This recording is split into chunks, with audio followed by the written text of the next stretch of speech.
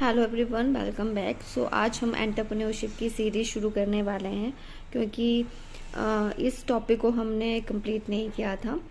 अगर एंटरप्रेन्योरशिप के कॉन्सेप्ट की बात करें तो एंटरप्रेन्योरशिप दो शब्दों से बना गया है। It is the combination of the entrepreneur and the ship. It's mean that the concept of the entrepreneurship is the different author define in a different way. Some of the authors say that is the risk bearing process, some others say that is a innovation, and another one is say that is a thrill seeking process. अगर entrepreneurship को हम देखें, definition है उसको study कर लेते हैं कि entrepreneurship create value through recognition of business opportunity, risk taking and mobilising the necessary human financial resources and the material resources. ऐसा कोई व्यक्ति जो किसी भी बिजनेस के बारे में रिकॉग्नाइज करता है, उसको सोचता है, उसकी अपॉर्चुनिटी को देखता है, रिस्क वेयर करता है, जितने भी रिसोर्सेज बिजनेस को सेटअप करने के लिए चाहिए उनको गैदर करता है, ह्यूमन रिसोर्सेज को सेटअप करता है, मटेरियल को सेटअप करता है। तो ये सारा प्रोसेस एक एंटरप्रेन्योर करता है। एंटरप्रेन्योर के जो कॉन्सेप्ट है या अप्रोचेस है वो डिफरेंट तरह की होती है। डिफरेंट तरह के एंटरप्रेन्योर होते हैं। लेकिन अगर हम उनके अप्रोचेस की बात करें कि कौन कौन सी अप्रोचेस एंटरप्रेन्योरशिप में रहती है, तो इसमें हम 4 अप्रोच को स्टडी करने वाले हैं।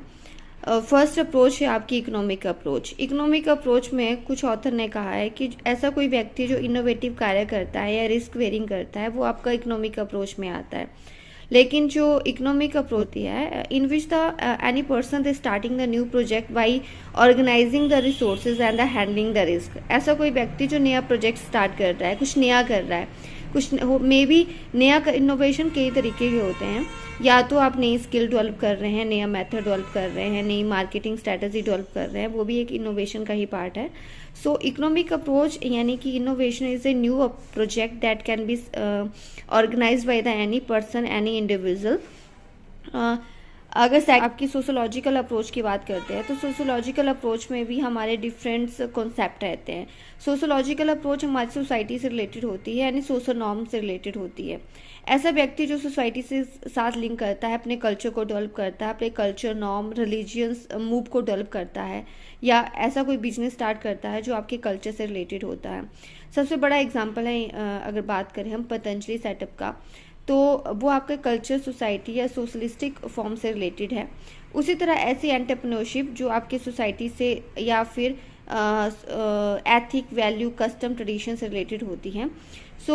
उस अप्रोच के कारण भी आपका एंटरप्रेन्योरशिप आप उससे लिंक कर सकते हैं।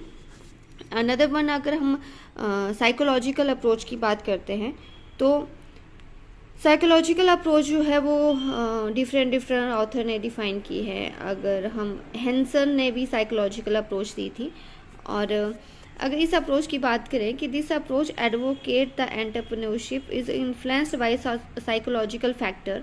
साइकोलॉजिकल फैक्टर समटाइम आप देखते होंगे कि हम किसी को इंस्पायर होकर कोई चीज़ करना चाहते हैं, या इंडिपेंडेंट, या फिर हमारा कोई मोटिव होता है, या एस्पिरेशन होती है अपना स्टेटस गेन करने के लिए।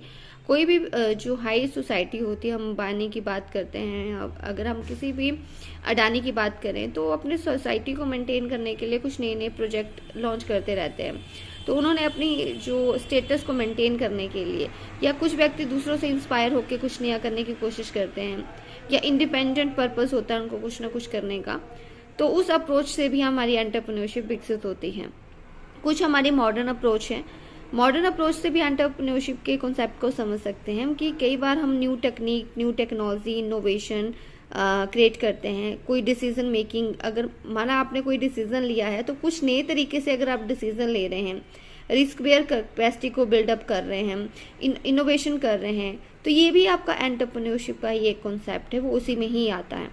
अब बात करें एंटरप्रेन्योरशिप जो है वो खासकर जो शब्द है आपका एंटरप्रेन्योर, तो उसमें आपकी कोई भी ऐसे रिस्क बेयरिंग, इनोवेशन, क्रिएटिविटी कुछ यानी आपका जो शब्द है this is the part of the creativity, बहुत इंपॉर्टेंट रोल प्ले करता है। क्रिएटिविटी कुछ नया करना, बेटर करना, अच्छा करना, एक सही तरीके से करना।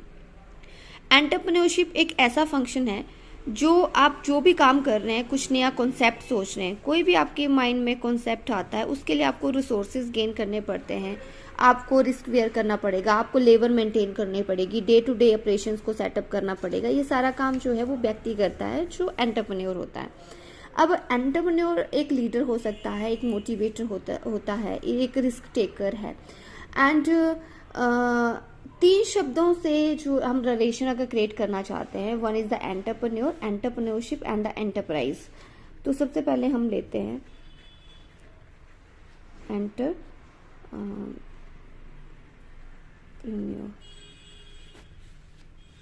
ठीक है। एंड सेकंड वन लेंगे हम एंटरप्रेन्योरशिप, एंड थर्ड वन है हमारा एंटरप्राइज।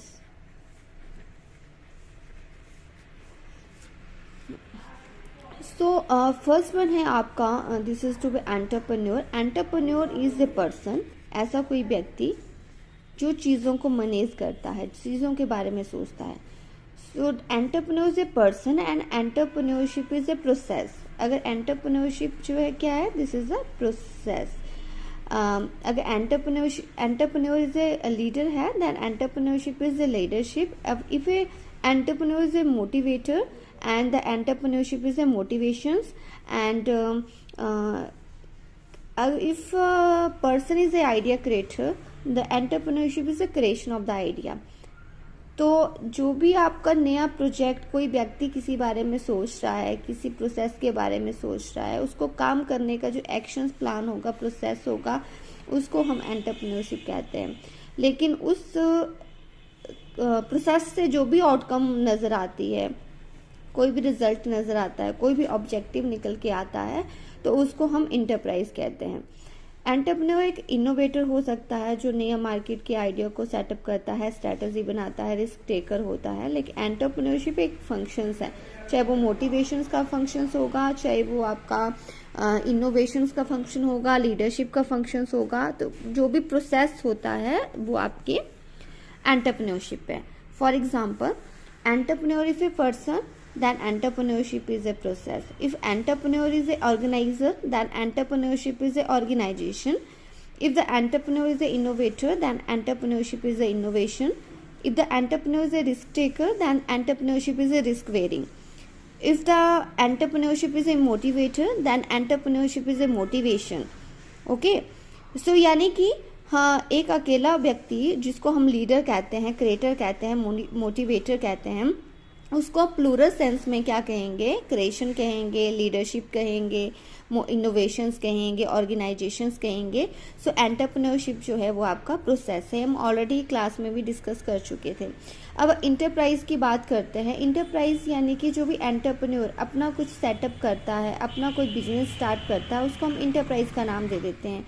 कोई भी ऑब्जेक्टिव है उसका, जो भी उसका रिजल्ट निकल के आ रहा है प्रोसेसिंग से कि मुझे इस तरह का काम करना है, उसको हम इंटरप्राइज का नाम दे देते हैं। काफ़ी ऐसे बड़े बड़े एंटरप्रेन्योर हैं, चाहे वो बिल गेट की बात करें हम, या फिर बिरला, या फिर टाटा, बिरला, अंडानी की बात करें, तो सारे के सारे बिग एंटरप्रेन्योर है। कुछ नया प्रोजेक्ट, नया इनोवेशन, नई एबिलिटी, नया रिस्क टेकिंग ये करते रहते हैं। और नेक्स्ट हम टॉपिक को दोबारा लेके आएंगे। आज तक के लिए इतना ही।